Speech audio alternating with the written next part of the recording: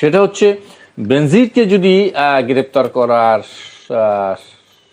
থাকে, সক্ষমতা থাকে, তাহলে আমরা দেশ বিদেশে, আজিজ ভাই বলতেছিলেন শেখ হাসিনা সহ দেশ বিদেশে আওয়ামী লীগের বহু অপরাধী বা বিভিন্ন মামলায় অভিযুক্তদের গ্রেপ্তার করার ব্যাপারে কি উদ্যোগ হতে পারে বা তাদেরকে গ্রেপ্তার করা কতটুকু সম্ভব হবে?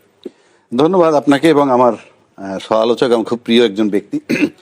আসলে আমরা যদি ইম্পার্শিয়ালি কথাটা বলি, বিষয়টা এরকম, বেনজির সাহেবকে গ্রেপ্তার করছে দুবাই পুলিশ, ইন্টারপোলের রিকুইজিশন। এটা তো ন্যাচারাল ইন্টারপোলের মাধ্যমেই হবে। আর এইটার স্টেপটা নিছিল ইউনূস সাহেব এর সময়। আমার কাছে খুব ইন্টারেস্টিং লাগে একটা জিনিস, আজকে আমি একটা জিনিস মিলাইলাম এটা দিয়ে, যে তারেক রহমান সাহেব যে দুর্নীতিবাজদের বিরুদ্ধে, এটার একটা ধারণা আমার হয়েছে, মানে আজকের এই ঘটনাটা কেন বলছি কথাটা, 13ই জুন সম্ভবত বৈঠক হয়েছিল লন্ডনে। তা আমার কাছে মনে হয় ক্ষমতায় তখন কি আসবে আমরা জানতাম না, কিন্তু ইনিশিয়ালি বুঝাই যায় যে বিএনপির মতো দলই ক্ষমতায় যাবে। কিন্তু আমার কাছে মনে হয় যে লন্ডনে যদি কোনো বৈঠক হয়ে থাকে ইউনূস সাহেবের সাথে, এবং সেখানে বোধহয় এই দুর্নীতি পরায়ণ যারা আছে তাদের ব্যাপারে একটা সিদ্ধান্তের ব্যাপারে ঐক্যমত্য হয়েছিল বলে আমার ধারণা। কেন বলি, মানে আজকে জামাতও যদি ক্ষমতায় আসতো, আমি বলছি না, জামাতও যদি ক্ষমতায় আসতো, এই জিনিসগুলো অব্যাহত থাকতো। আর তারেক রহমান সাহেবদের মানে বিএনপির ক্ষমতা আসাটা ছিল খুব যৌক্তিক, মানে তাদের যে প্রভাব। সবচেয়ে ইন্টারেস্টিং ব্যাপার, এখানে শুধু ইউএস স্যাংশন ছিল কিন্তু এই ইউনূসের বিরুদ্ধে, বেনজির সাহেবের বিরুদ্ধে। সেখানে বোঝা যায় যে তারেক রহমান সাহেবের লন্ডনে খলিলকে যেভাবে রিসিভ করছিল, খলিল সাহেব যেভাবে রিসিভ করছিল, তার ধারাবাহিকতায় দেশে এসে নির্বাচন এবং খলিল সাহেবকে পররাষ্ট্রমন্ত্রী বানানো, এবং তারপরে আপনি যত কথাই বলেন যে পররাষ্ট্রমন্ত্রী খলিল সাহেব, তারেক রহমান সাহেব এবং ইউনূস সাহেব একটা লিঙ্ক আছে, এতে কোনো সন্দেহ নাই, কারণ এ তো ওই হাউজেরই ছিল। সেই হিসাবে বোঝা যায় যে ইউনূস সাহেব যেটা ত্বরান্বিত মানে শুরু করে দিয়ে গেছিল, আর সেটার ক্ষেত্রে আপনি মাথায় রাখতে হবে ইউএস স্যাংশন খাওয়ার পরও সে যে রাজত্বটা করছে, সেটা ন্যাচারালি ইউএস তার উপরে খ্যাপা আছে।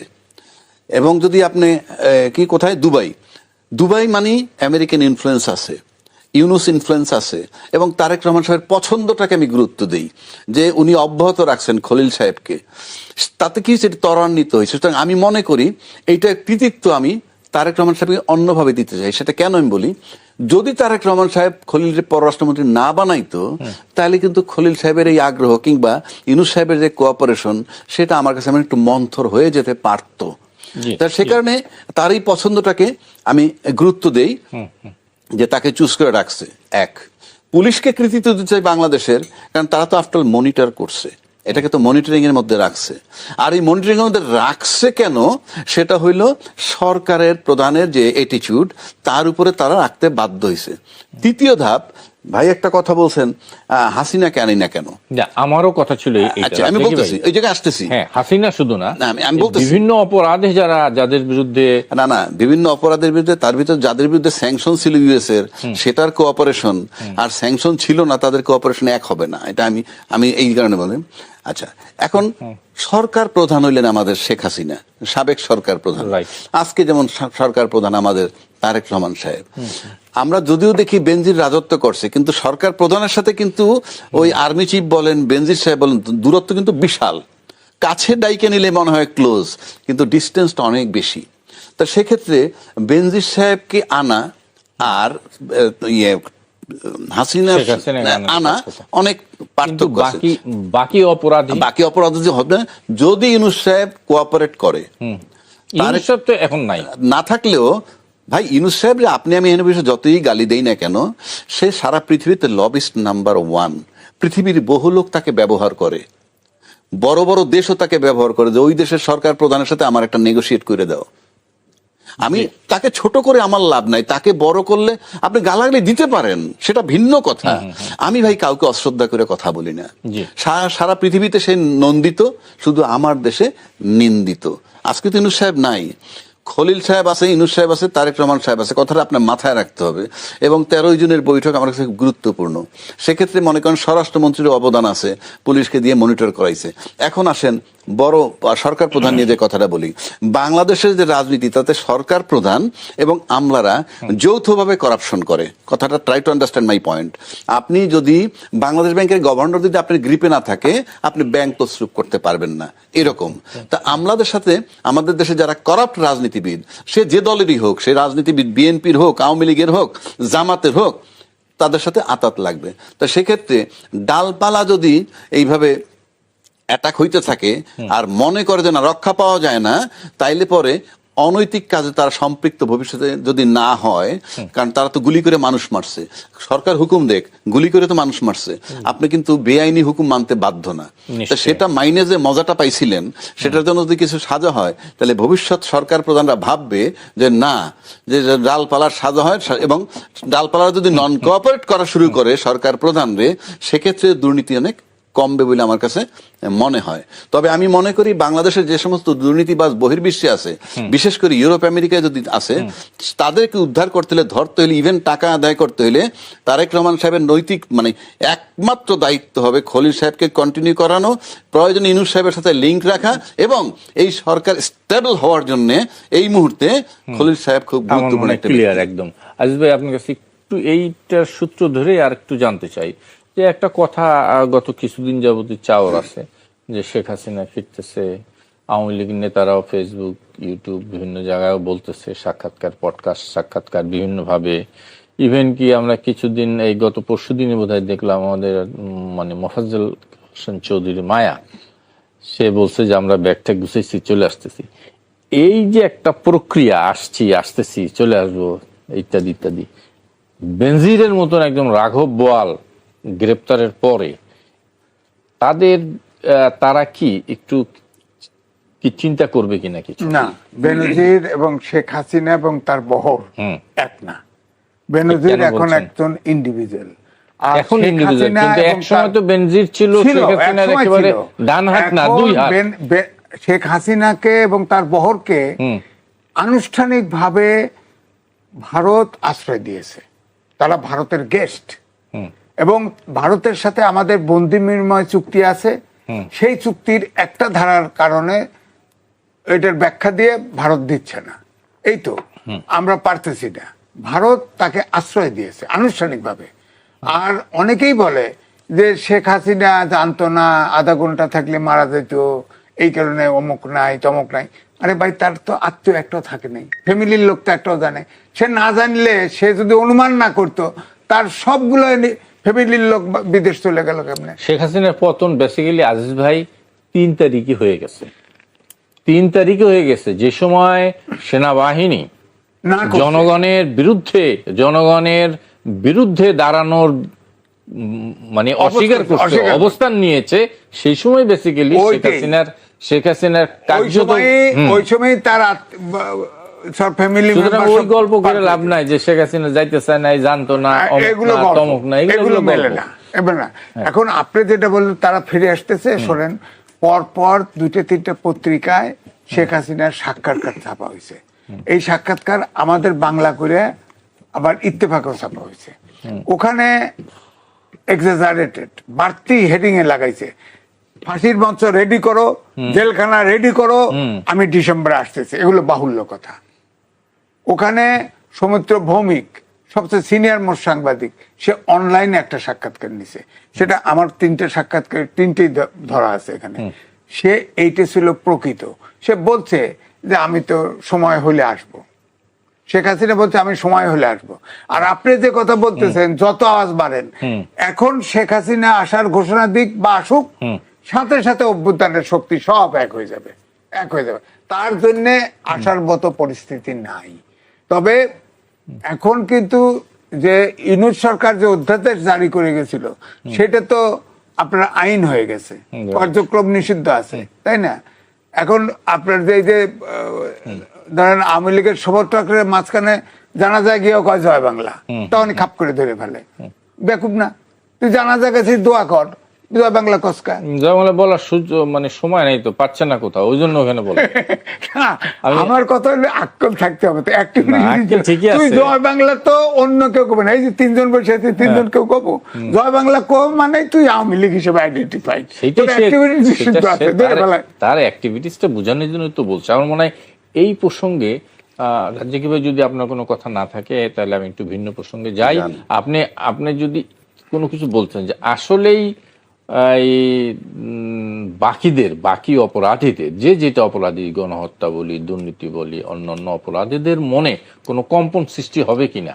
আমি আপনার একটা সিম্পল কথা বলি। আপনার কিন্তু মনে আছে যে আমাদের কতজন জানি কাতার না জেলখানায় গেছিল, আমি জানি না কোন জেলখানায় ইয়ে হয়েছিল, মিছিল টিছিল করছিল, সেই কারণে তাদেরকে গ্রেফতার করছিল। কাতার। আপনি জিনিসটা বোঝার চেষ্টা করেন। ইউনূস সাহেব এক টেলিফোনে তাদেরকে রিলিজ করা হয়েছে। এক টেলিফোনে না, উনি রিলিজ করছেন 50টা টেলিফোন করুক, একটা না 50টা। জি ক্লিয়ার। কাতারে তো মিছিল করা নিষিদ্ধ। না কথা, আমার কথা সেটা না। কথা হইলো তারপরে যখন এই বার্তা আমার দেশে আসছিল তখন বলছিল দেশের নিয়ম যদি না মানে তাহলে তো এরকম হবেই। কিন্তু প্রশ্ন হচ্ছে রিলেশনশিপ কি করে, সেটা হলো বিষয়। রিলেশনশিপের জন্য অনেক কিছু শিথিল হয়।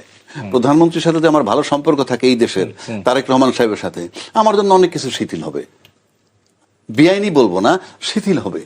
তো ইউনূস সাহেব রিলিজ করে দৃষ্টান্ত স্থাপন করছে। এইটা দিয়ে আমি প্রমাণ করতে চাচ্ছি এই যে এখানে ইউনূস সাহেবের অনেক রোল আছে, এবং আমি তারেক রহমান সাহেবকে কৃতিত্বটা দিতে চাই যে উনি কন্টিনিউ করতেছেন খলিল সাহেবকে দিয়ে, এবং এই লিঙ্কটা মেনটেন করতেছেন। যার টেলিফোনে কাতার থেকে লোক আবার অপশন দেয়, তুমি তোমার দেশে ফেরত যেতে পারো অথবা আমার দেশে বসে আবার কাজ করতে পারো। এটা ভাই যত কথাই বলেন, there is no second man in Bangladesh. আমার মনে আমার প্রশ্নের জবাব আমি পাইনি, একটু ভিন্ন প্রসঙ্গে যাই তাহলে। সেটা হলে আজিজ ভাই, আপনি জানেন যে আমাদের, আপনার প্রশ্নটা ছিল যে বাকিরা অ্যালার্ট হবে কিনা, বাকিদের বিষয়ে কোনো বার্তা যাচ্ছে কিনা, ভয় ভীতি। বাকিদের বিষয়ে আমি বলি, বাকিদের বিষয়ে যদি সরকার প্রধান আবার ইন্টারেস্টেড হন যে অন্য যারা আছে দেশের বাইরে থাকে, ইন্টারপোলের মাধ্যমে তাদেরকে আনবে, অবশ্যই সরকার স্টেপ নিতে পারবে। এবং সেক্ষেত্রে আমি আবারও বলছি, প্রধানমন্ত্রীর কন্টিনিউ করতে হবে খলিলকে পররাষ্ট্রমন্ত্রী হিসাবে। যেই মুহূর্তে তিনি বাদ হয়ে যাবেন পররাষ্ট্রমন্ত্রীতে কোনো কারণে যদি হন, আপনি নিশ্চিত থাকেন এগুলা ফুল স্টপ হয়ে যাবে। ওকে আজিজ ভাই, আপনি এই বিষয়ে যদি কোনো কথা থাকে নিশ্চয়ই বলবেন। তার সাথে আমি একটু প্রশ্ন জুড়ে যাই পুশিন নিয়ে। গত বেশ কিছুদিন যাবৎ পুশিনের ঘটনা কমছে তো নাই, বরং যেভাবে পারে যে ছলে বলে কৌশলে তাদেরকে আমাদের দেশে ঠেলে দেওয়ার একটা চেষ্টা আছে। শুনতে চাই একটু, এর সাথে আরো অন্যান্য বিষয় আছে যদি বলেন। দেখেন, রাজ্জাকি ভাই যে খলিল সম্পর্কে যতগুলো ইয়ে করলো, খুব প্রশংসা করলো, কোন দিকে গুল্লি মারে এটা তো বুঝি না, আমার কাছে ক্লিয়ার না, ওনার কাছে ক্লিয়ার। কোনটা খলিলুর রহমান কোন দিকে গুল্লি মারবে এটা তো আমার বুঝে নাই। কারে বিপদে ফেললে, কারে সব করে, যদি ক্ষমতাও থাকে তাহলে তো উনি তো কয়েক দেশ ঘুরে আইছে, লাভ হয়েছে। খলিলুর রহমান কয়েকটা দেশ ঘুরছিল না, কাজ কি বন্ধ থাকে? কাজ কি খেলি না, কাজ বন্ধ না, ঠিক আছে, করলে ভালো কথা। পুশিনের ব্যাপারে শোনেন, পুশিনে একটা হচ্ছে দৃশ্যমান আর একটা অদৃশ্য। আমার কাছে মনে হচ্ছে এই যে শুভেন্দু অধিকারী, তিনি কিন্তু বাংলায় কথা বলতে পারেন, কিন্তু তিনি বাঙালি তো। তার মা বাবা বরিশালে আগলঝরা উপজেলার গ্রামের নাম আমার কাছে আছে। তো তিনি শুভেন্দু, এবং তিনি ছিল মমতা ব্যানার্জির ডান হাত। বিজেপির থেকে ইলেকশন করছে, জিতে গেছে। এখন দুটা জিনিস হয়, একটা হতে পারে এই পুশিন খেলা, ঠেলাঠেলি খেলা, যে শেখ হাসিনা কমপক্ষে 30 থেকে 40টা চুক্তি করে গেছে, হয়তো ওই নরেন্দ্র মোদী কইছে তুমি তাফালিং করো যাতে চুক্তিগুলো বাদ না করতে পারে। হ্যাঁ, সুতরাং ঠেলাঠেলি করো, ঠেলাঠেলি করে। আমার বক্তব্য, প্রথম কথা হচ্ছে, তুমি শুধু বাংলাভাষী মুসলমান খেদাও কেন? তুমি তো বাংলাদেশী, তোমার মা বাংলাদেশী, তোমার বাপ বাংলাদেশী, সে তো ওখানে নাম বদলায় আছে। তো তোমরা পুশিন হয়ে আসো, আশ্রয় দেবো, তোমরা আসো। তো এখন তুমি স্পেসিফিক্যালি বাংলাভাষী মুসলমানকে বার করার জন্য 1950 সালে ব্রিটিশ আইন ছিল আসামের থেকে বাংলাভাষী আগাও, ওইটা বলছে না, শুভেন্দু অধিকারী বলছে ওইটাই আমরা বাস্তবায়ন করব, এইটা কইছে। এখানেও আমার কোনো আপত্তি নাই। আমাদের বিজেপি কিন্তু আর্মির নেতৃত্বে চলে, বিজেপির সংখ্যা কম কিন্তু জনগণের সাহায্যে কিন্তু ঠিকই ঠেকাচ্ছে, হয়তো ফাঁকে ফাঁকে ঢুকতেছে। এখানে আরো কিছু ষড়যন্ত্রের কথা পত্রপত্রিকায় কিন্তু আমি বলছি অ্যালার্মিংটা হচ্ছে হিন্দুতে ছাপা হয়েছে, দি হিন্দু পত্রিকায় ছাপা হয়েছে। ওখানে সামরিক আপনার বিশেষজ্ঞরা, সাংবাদিক, লেখক, বুদ্ধিজীবী ইন্ডিয়ার সবাই বলতেছে যে তাদের চিকেন নেকটে মাথা ব্যথা, চিকেন নেক 20-22 কিলোমিটার, এটা 150 কিলোমিটার হতে হবে, বড় করতে হবে, নাহলে চীন যদি যুদ্ধ লাগে তা ওটা বন্ধ করে দিলে তো সেভেন সিস্টার আউট। বড় করতে হলে আমাদের এই পারে তো আমার দেশ, সেটা সে বড় করবে কিভাবে? না, বড় করবে হলো তারা লিখতেছে এইভাবে যে যুক্তরাষ্ট্র যেমন দখল করছিল, লুজিয়ানা দখল করছিল, ওই কিনে নিছিল, তোমরা ওইভাবে রংপুর কিনে নাও, $20 মিলিয়ন দিয়ে কিনে নাও।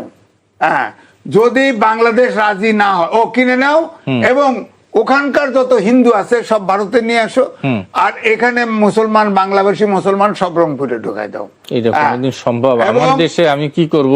না শোনেন, এটা বলছে, শুধু তাই নেই, এখানেই না, তারপরে বলছে যে যদি বাংলাদেশ রাজি না হয় $20 মিলিয়ন দাম, রংপুর কিনে নাও, যদি রাজি না হয় তাহলে সামরিক অপারেশন করে এটা দখল করো, বাপের রাজত্ব। মানে আমাদের সময় একেবারে কম, মানে এই বিষয়ে একটু শুনে ভিন্ন একটা প্রসঙ্গ আমরা পুশিনের যে বিষয়টা, আপনি যদি শুভেন্দু অধিকারীর ধরেন, তিনি কিন্তু 3টা দল বদল করছেন, অর্থাৎ কংগ্রেস, তৃণমূল, তারপরে সে বিজেপি। তার মানে হচ্ছে উনি যখন যে দলে যাবেন সেই দলের স্ট্যান্ডটাকে উনি নিবেন। আচ্ছা, এই স্ট্যান্ড হলো সেন্ট্রাল গভর্নমেন্টের, এবং সেন্ট্রাল গভর্নমেন্ট ক্লিয়ার করে দিছে সিএএ দিয়ে, সিটিজেনশিপ অ্যামেন্ডমেন্ট অ্যাক্ট, সেটা দিয়ে কনফার্ম করছে কাদেরকে ফেরত পাঠানো হবে।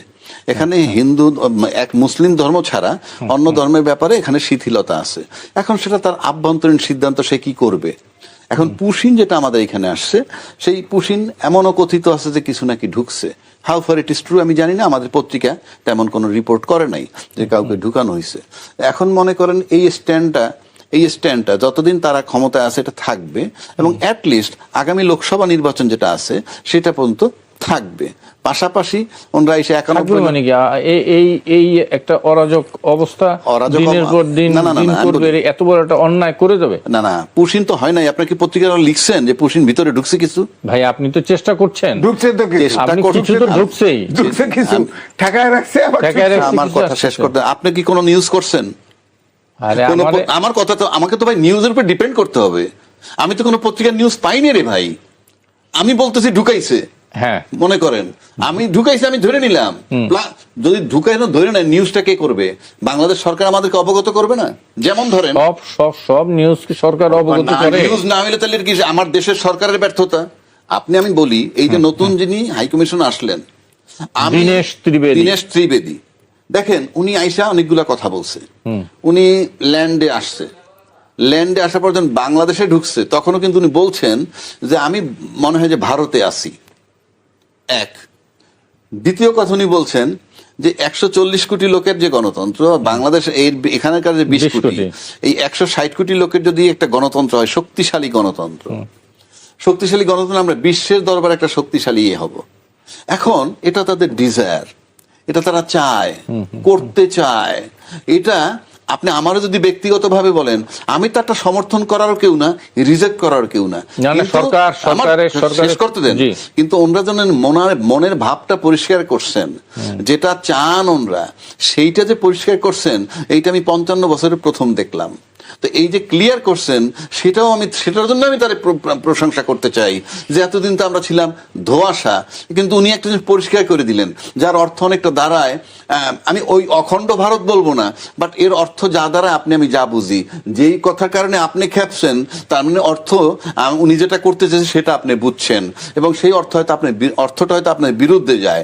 এখন প্রশ্ন হচ্ছে, এটা তার ডিজায়ার। অ্যাকর্ডিংলি আমার দেশের যে সরকার তারও একইভাবে, এটা কিন্তু ভারত সরকার বলছে, কারণ হাই কমিশনার বলা আর মোদি প্রধানমন্ত্রী বলার কোনো পার্থক্য নাই। এর বরাবর আমার সরকারের স্টেটমেন্ট আমি চাই। ওনরা যেভাবে দিছে একইভাবে সরকারের স্টেটমেন্ট। আপনি এখানে বসে আমরা টকশো করবো আর আলাপ করবো। সরকার ডাইরেক্ট স্টেটমেন্ট না দিলেও তথ্য আপনি ইনডাইরেক্ট দেন। তথ্যমন্ত্রী এই নিয়ে কথা বলেছেন, আমার মনে হয় একটু ভিন্ন প্রশ্ন। আচ্ছা, আপনি শেষ। আমি এখন শেষ করে দিচ্ছি। এখন প্রশ্ন, তার ডিজায়ারটাই তো আমার হাত নাই। আমরা যেমন এখানে বসে বলি পাকিস্তান, টার্কি, বাংলাদেশ নিয়ে একটা শক্তি বলয় তৈরি করব, একইভাবে উনি এসে যদি কয় বাংলাদেশ আর ভারত নিয়ে বলয় তৈরি করব, এটা যে খুব দোষের কিছু তা না, কিন্তু ওনার বক্তব্যের ভিতরে যদি আমরা কোনো দুরভিসন্ধি পাই, government should take necessary steps in this regard. Okay, Aziz ভাই 30 সেকেন্ডে একটু বলবেন সংক্ষেপে। আমি এর সাথে আরেকটু আরেকটু দিতে চাই। আদ্দিন হসপিটালের 6 শিশু হত্যার ঘটনা, মানে মৃত্যুর ঘটনায় তাদের লাইসেন্স বাতিল করেছে এবং কার্যক্রম বন্ধ করেছে। রোগীরা এক ধরনের কোথায় যাবে এক ধরনের বিপাকের মধ্যে আছে। এই নিয়ে যদি কোনো কথা থাকে বলবেন। ত্রিবেদী সাহেব কেন্দ্রীয় মন্ত্রী ছিল, তাকে পাঠানো হয়েছে, তিনি ল্যান্ড পোর্ট দিয়ে আসছেন, সেখানে বাংলাদেশের পক্ষ থেকে কিন্তু রিসিভ করা হয় নাই। ইট ইজ এ মেসেজ, এবার রিসিভ করেছে এবং তাকে হয়তো এখন যে বর্ডারে আমাদের যে ভারতের সাথে বর্ডারে রিসিভ করার কথা না, কেউ কোন অফিসিয়াল কিন্তু দুইটাই ইম্পর্টেন্ট বিষয়। সেটা এক নম্বর হচ্ছে, সাধারণত কখনোই আমি গত 2-4-20 বছরে দেখি নাই যে বেনাপুল বর্ডার দিয়ে কোন হাই কমিশনার আসবে। এর আগে বিক্রম দুরাইস্বামী আসছে, মানে কবে সেটা? এই তো এখান থেকে প্রথম জয়েন করবে। হ্যাঁ, বিক্রম দুরাইস্বামীও বাই রোডের। যাই হোক, তিনি না বাই রোড না, বাই রোড কোন কারণ ছাড়াই বাই রোডে আসে। এটা বেনাপোল সীমান্ত দিয়ে আসছে। আচ্ছা, যাই হোক, আমি বেনাপোল সীমান্ত, আমার কথা হচ্ছে তিনি যদি ইনফর্ম করে আসতো আসতো। আর আদ্দিন হসপিটালের যেটা হয়েছে, আমার মনে হচ্ছে মশা মারতে কামান দাগানো, যেটা বাইরে প্রচার হয়েছে যে পুরো হসপিটালের লাইসেন্স বাদ করছে, তা না, ওই অংশের যেটা ওই অংশের লাইসেন্স বাতিল করছে। ওখান থেকে ওই যে রুমের ভিতরে ছাত্র মারা, না অংশের লাইসেন্স না, পুরো লাইসেন্স। জি আলু ভাই, আপনি আদ্দিন হাসপাতাল সম্পর্কে যদি আমার কাছ থেকে জানতে চান, ইট ইজ ভেরি সিম্পল, যে আপনি আদ্দিন হাসপাতালের লাইসেন্স বাতিল করছেন কি অপরাধ? অপরাধ হইল 6টা নবজাতক যাদের বয়স 1 থেকে 3 দিন ছিল। ওকে, এইটা কতগুলো কারণে হইতে পারে। Number 1 negligence, number 2 technical fault, number 3 for want of oxygen. এইসব কারণে এটা আপনি পিওর অপরাধ ধরে তদন্ত করবেন, বিচার করবেন। বাট আপনি যে লাইসেন্সটা বাতিল করে দিলেন কোন আইনে? আপনি তো হাসপাতাল লাইসেন্স বাতিল করতেই পারবেন না। কেন বলছি? 6টা নবজাতক মারা গেছে, তারা 80 লক্ষ টাকা করে ক্ষতিপূরণ দেওয়ার কথাও বলছে, সেটা পরের চ্যাপ্টার। কিন্তু আপনি যে বাতিল করলেন, বাকি রুগীরা কোথায় যাবে? সিসিইউ, আইসিইউ, তখন নগদ অপারেশন করা রুগী। আপনি কোন মানবতা দেখাইলেন যে ওইটার জন্য আরো লোকরে আপনি মৃত্যুর মুখে ঠেলে দিচ্ছেন? মানবাধিকার লঙ্ঘন। আমার সংবিধান বলতেছে, সংবিধানের মৌলিক অধিকারের মধ্যে চিকিৎসা একটা অন্যতম ব্যাপার। সেখানে আপনি গরিবের হাসপাতাল ওটাকে বলা হয়। ওখানে যিনি বাতিল করছেন ওনার 14 গোষ্ঠীর কেউ যাবে না ওই হাসপাতালে, কারণ তাদের অফুরন্ত আছে। আপনি যেটা বাতিল করেন, আমি বারবার বলছি, হাসপাতালের লাইসেন্স বাতিল মানে মানবাধিকার লঙ্ঘন। ইভেন যুদ্ধের সময়ও আপনার হাসপাতালে টার্গেট করা যায় না, সেখানে মানুষ চিকিৎসা নিতে যায়। যুদ্ধ হয়তো সোলজারকেও কিছু করা যায় না, তাকেও চিকিৎসা দেওয়া হয়। আমাদের স্বাস্থ্যমন্ত্রী একটা বিশাল ফেরেস্তা তুল্য মানুষ গেছেন, ওনার পিছে টাকা নিয়ে নিয়ে ঘুরছে এবং উনি সেটা টাচ করেন নাই, উনি অ্যাকশন দেখাই দিচ্ছেন। আপনি এই 6 জন নবজাতক মারা যাওয়ার পর আপনার নৈতিক দায়িত্ব হলো অ্যাকশন নেয়া, রিয়াকশন দেওয়া না। আপনাদের অ্যাকশনে মনে হয় যে আপনার অ্যাকশন দেন নাই, রিয়াকশন দিচ্ছেন। আমি আবারও বলছি, লাইসেন্স বাতিল করাটা আপনি মানবাধিকার লঙ্ঘন করছেন, সংবিধান ভায়োলেশন করছেন। আমি মাননীয় প্রধানমন্ত্রীর দৃষ্টি আকর্ষণ করতে চাই আপনার এই চ্যানেলের মাধ্যমে, আপনি অনতিবিলম্বে ওই লাইসেন্সটা 1 নম্বর ফেরত দিবেন। 2 নম্বর, এই যে লাইসেন্স বাতিল করে সাংবিধানিক ভায়োলেশন করলো, মানবাধিকার লঙ্ঘন করলো, কোন সাজা পাবে না। হসপিটাল কর্তৃপক্ষ সাজা পাবে না। ওনার তদন্ত করবেন, আর ওই যে 6 জন নেগলিজেন্সের কারণে হোক, যান্ত্রিক ত্রুটিতে হোক, তারপর অবহেলার কারণে হোক, আপনার সিস্টেমে তদন্ত করে বিচার করবেন 100 বার। আপনি লাইসেন্স বাতিল করবেন, তাহলে প্লেন ক্রাশ হয়ে বা স্কুলে পড়ে গেল, বিমানের লাইসেন্স বাতিল হয়ে যাবে? সড়ক দুর্ঘটনা হয়, ওই লাইনের সব গাড়ির লাইসেন্স বাতিল হয়ে যাবে? এটা কি তামাশা নাকি? আমি আবারও বলছি, মাননীয় প্রধান কাছে করজোরে বলছি, আপনি লাইসেন্সটা ফেরত দেন। কারণ এইখানে 250 টাকায়, মাত্র 250 টাকায় সাবসিডি দিয়ে ডায়ালিসিস হয়, 380 টাকায় সারা ঢাকা শহর থেকে লোক টানে। 3 নম্বর আসেন, এই যে হাসপাতালে যারা মেডিকেল কলেজের ছাত্রছাত্রীগুলো পড়ে, 650 থেকে 700 স্টুডেন্ট আছে, এখানে বিদেশি ছাত্র আছে, কোথায় তারা যাবে? আপনি কোনোভাবে হাসপাতালের লাইন, অপরাধের বিচার তো অবশ্যই হতে হবে। সুতরাং আমার কাছে মনে হয় এই লাইসেন্সটা ফেরত দেওয়া দরকার অনতিবিলম্বে, এবং এই মানবাধিকার লঙ্ঘন, ভায়োলেশন অফ কনস্টিটিউশন এবং নেগলিজেন্স অফ ডিউটি যদি ডাক্তারদের বা কর্তৃপক্ষের থাকে, সবগুলোর বিচার করে দৃষ্টান্ত স্থাপন করুন। আসবে 10 সেকেন্ড শুনে আমরা শেষ করে আমার দেব কথা এই হচ্ছে অনুষ্ঠান। যে বিচারটা করবে যে বাচ্চারা ছিল যেখানে, সেখানে সাফোকেশন হয়ে অর্থাৎ অক্সিজেনের অভাবে মারা গেছে, যেটা তদন্ত রিপোর্টে আসছে। রাইট। অর্থাৎ এসি চলে নাই, এসি বন্ধ করে দিচ্ছে নার্স। হ্যাঁ, নার্স। তো তাহলে এই যে নার্স বা যারা দায়িত্বে আছে বিচার করেন, তাদের বিচার হতে পারবে, কিন্তু মালিক কেন পানিশমেন্ট পাবে? না না, আমার কথা মালিক তো এখানে তো সুপিরিয়র রেসপন্সিবিলিটি নাই। ধরেন মালিক তো পয় নাই যে ওটা বন্ধ করা হয়েছে, বাড়ি ভালো মানুষ, এটা না, মালিককেও ধরেন, লাইসেন্স বাতিল করবেন যে আপনি লাইসেন্সটা যে বাতিল করলেন। এবং আরেকটা জিনিস হলো যে এই হসপিটালের অন্তত 240টা সিট থাকে গরিব লোক। বললামই তো, 250 টাকায়। আমার মনে হয় একেবারে দুর্নীতি, অর্থ পাচার, গণহত্যা সহ বিভিন্ন মামলায় অভিযুক্ত পুলিশের সাবেক আইজি বেনজির আহমেদকে দুবাইতে গ্রেপ্তার করেছে ইন্টারপোল। বাংলাদেশ পুলিশ এবং দুর্নীতি দমনের রিকুইজিশনের প্রেক্ষিতে, অভিযোগের প্রেক্ষিতে তাকে আটক করা হয়েছে। এবং স্বরাষ্ট্রমন্ত্রী আজকে সংসদে জানিয়েছেন, 300 বিধিতে দাঁড়িয়ে তিনি সংসদকে অভিহিত করেছেন যে বেনজিরকে খুব শীঘ্রই দেশে ফিরিয়ে আনা হবে। শুনতে চাই আপনার। ধন্যবাদ আপনাকে। এরকম ঘটনা আসলে কমই ঘটে। ইন্টারপোল রেড অ্যালার্ট জারি করে, যেমন এখন বর্তমান প্রধানমন্ত্রী তার বিরুদ্ধে জারি করেছিল করে, কিন্তু এইটাই ব্যতিক্রম হলো দুদকের পক্ষ থেকে পুলিশকে দিচ্ছে, পুলিশ ইন্টারপোলে তাকে তার বিরুদ্ধে ওয়ারেন্ট জারি করছে, ইন্টারপোল রেড অ্যালার্ট জারি করেছে। এখন দুবাইতে সে আসছে, তাকে গ্রেপ্তার করেছে। এটা নিঃসন্দেহে সন্তুষ্ট ব্যাপার। শেখ হাসিনার ব্যাপারে হয় না কেন? অর্থাৎ আমার কথা হচ্ছে যে স্বরাষ্ট্রমন্ত্রী আবার সংসদে বললো এটা পুলিশের একটা ঐতিহাসিক ইয়া, শেখ হাসিনার ব্যাপারে হয় না কেন ঐতিহাসিক? এটা ঐতিহাসিক বাংলাদেশ পুলিশে, ইন্টারপোল তার ওখানকার পুলিশদের ধরছে, এখানে বাংলাদেশের পুলিশের ঐতিহাসিক মানে অবশ্যই বাংলাদেশ পুলিশের কৃতিত্ব, বাংলাদেশ পুলিশের অবশ্যই কৃতিত্ব বাংলাদেশ পুলিশ। কারণ পুলিশের এই যে তাকে গ্রেপ্তারের উপযোগ্য করে তোলা, ইন্টারপোলকে এই কথাটা বিশ্বাসযোগ্য করে উপস্থাপন করার কৃতিত্ব তো আসলে বাংলাদেশ পুলিশ। ইন্টারপোল কত বড় অপরাধী, তার মানে শেখ হাসিনা একটা বিশ্বাসযোগ্য করতে পারেন না। নিশ্চয়ই সেই নেগোসিয়েশনে হয়তো আছে। আমি আপনার কাছে যদি একটু বলি যে আমার কথা হচ্ছে দুদকের মামলা, দুদকে তার তদন্ত করে তার মানে অসংখ্য অভিযোগ তার বিরুদ্ধে, অসংখ্য অভিযোগ, সেটা পুলিশকে পাঠাইছে, নরমালি পুলিশ ইন্টারপোলে পাঠাইছে, ইন্টারপোল রেড অ্যালার্ট জারি করেছে। এখন ওই ব্যক্তি দুদকে আসছে, বেনজির দুদকে আসছে, সেখানে গ্রেপ্তার করেছে, দুবাইতে আসছে। বাংলাদেশ পুলিশ তার গ্রেপ্তার করে নাই। না, বাংলাদেশ পুলিশ।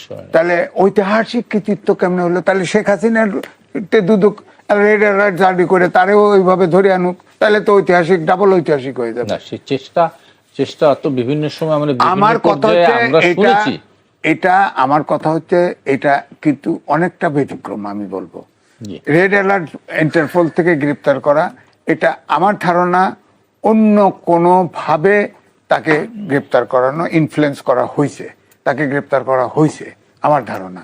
এটা রেড অ্যালার্ট জারি করে ফেলায়েত হয়ে, এটা ডাল নাই তরল নাই আছে না। না, এটা বলা হচ্ছে যে ইন্টেরিয়র গভর্নমেন্টের সময় এই 2025 সালে এটা করা হয়েছিল। রাইট। কারণ বেনজির যত যেভাবে মিডিয়া তার বিরুদ্ধে লেগেছিল এবং তার যে দুর্নীতি অপকর্ম, এটা তো সীমাহীন। কোন গণহত্যার অভিযোগ আসছে, অনেক কিছু, মানে বেনজির ডিজি থাকা অবস্থায় র‍্যাবকে নিষিদ্ধ করা হয়েছিল এই যে বিচার বহির্ভূত হত্যার অভিযোগ। অফকোর্স এই জন্যই আমার মনে হয় সবকিছু মিলে থাকতে। আমার প্রশ্ন একটাই যে পুলিশ তো এটার দায়িত্বের অংশ, এটা ঐতিহাসিক কিছু ঘটায় নাই, পুলিশের কিন্তু এটা আপনার দায়িত্বের অংশ। এই কৃতিত্ব যদি আপনি পুলিশকে একটু দেন তাহলে সমস্যা কি? না, সমস্যা নাই, তাহলে- দেন, কিন্তু সংসদের দ্বারা কৃতিত্ব দেওয়া মানে কি এটা আকাশচুম্বী? তাহলে আমি তো হ্যাঁ, হাসিনাকে ধরে আনেন। না, সেই চেষ্টা হয়তো থাকবে, কিন্তু হ্যাঁ। যেটা হয়ে গেছে সেটা নিয়ে আপনার দিকে এটা আপত্তি কোথায়? না, কার্পণ্যতা করতেছি না, কেন আমার কথা কার্পণ্য হচ্ছে আছে? এই কথাটা একটু বাড়তি হয়ে গেছে। আচ্ছা, যাই হোক, আমার মনে হয় বাড়তি ভালো হয়ে কাজে যদি বেশি প্রশংসা আপনি হয়, পুলিশকে ধন্যবাদ দেন। হ্যাঁ, না, ধন্যবাদ, ভালো কাজে ধন্যবাদ যদি বলতে ঠিক আছে, একটা জি। প্রসেস করছে, কিন্তু ঐতিহাসিক ঘটনা ঘটা ফেলছে, এটা একটু বাড়াবাড়ি, ভাষাটা একটু জোরালো হয়ে গেছে। আচ্ছা, আপনার জোরালো এটা একটু আসি অ্যাডভোকেট আবু হেনারা, না, দেখি আপনি আমি- আইনের মানুষ, আমি আপনার কাছ থেকে আরেকটু জিনিস শুনতে চাইবো, আরেকটু এক ধাপ এগিয়ে।